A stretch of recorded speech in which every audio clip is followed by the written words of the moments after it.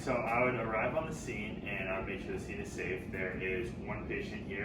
The mechanism of injury is not confirmed yet, but the patient is having a difficulty breathing, so I would call 911, and I would want to make sure that the patient's condition is not worsening.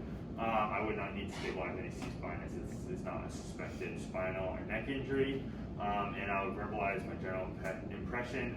It's more bad than good right now. So first I would obtain consent. Is it okay if I treat you?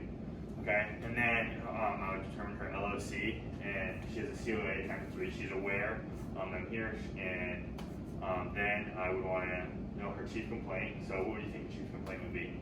I can't breathe. My throat's closed. Okay, then I'll assess her airway by looking inside the patient's mouth. And then I'll assess presence, rate, rhythm, and quality of the athlete's breathing. So her breathing, if I did the assessment, would be rapid, labored, and there's noticeable stridor in her breathing, so we notice that. We want to assess the presence, rate, rhythm, and quality of the athlete's pulse. So take her pulse radially.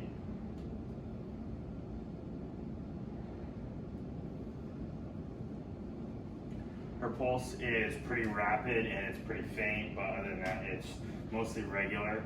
Then I'd want to assess her skin color, so I could do that.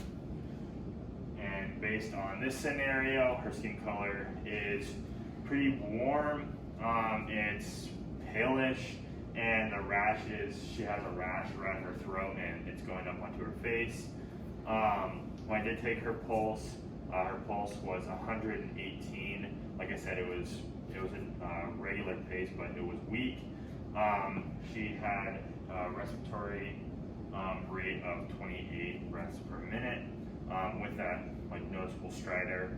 And then we could take her blood pressure.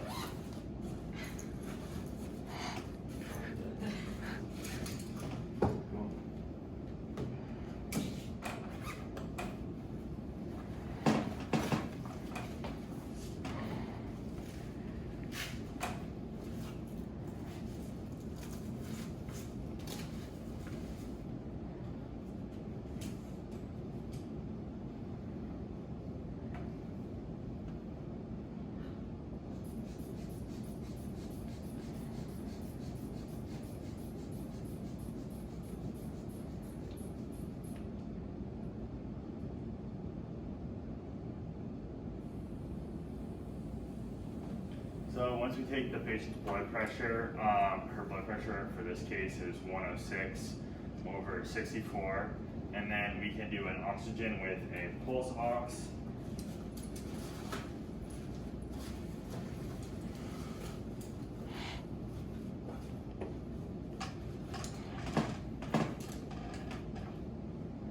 This can also help take the patient's pulse. So with the pulse ox, the reading for this case would be 88%, and then the pulse, like I already said, would be 118. We would then want to move into a sample history. So you can start with the signs and symptoms. So some signs and symptoms was this patient is coughing and is only able to speak in 1 to 2 word sentences. You said you're dizzy and has a respiratory distress scale of 9 to 10. Are you allergic to anything? Peanuts. Do you take any medications?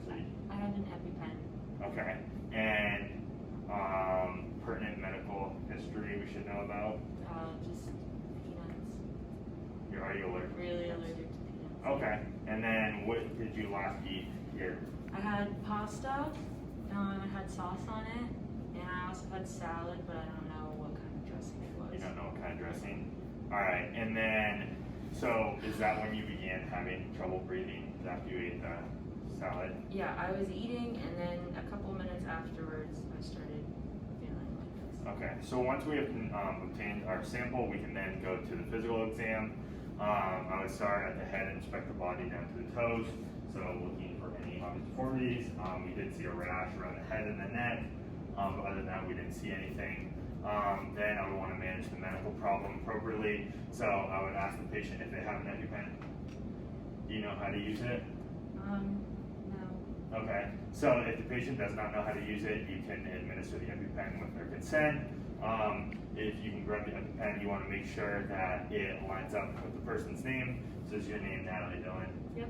And then you want to make sure it's the correct medication, so this is an epinephrine pen. And then you want to make sure it has the right expiration date, which this expiration date has not passed. And then you want to make sure it's the right way of giving it to the actual patient. So then to administer this, we would pop the cap, and it does have directions on this.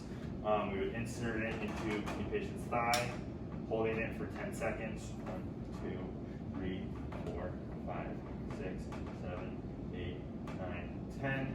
And then we would take it off, and then we would want to massage the area so that medication spreads throughout the body. And that's how we would treat someone.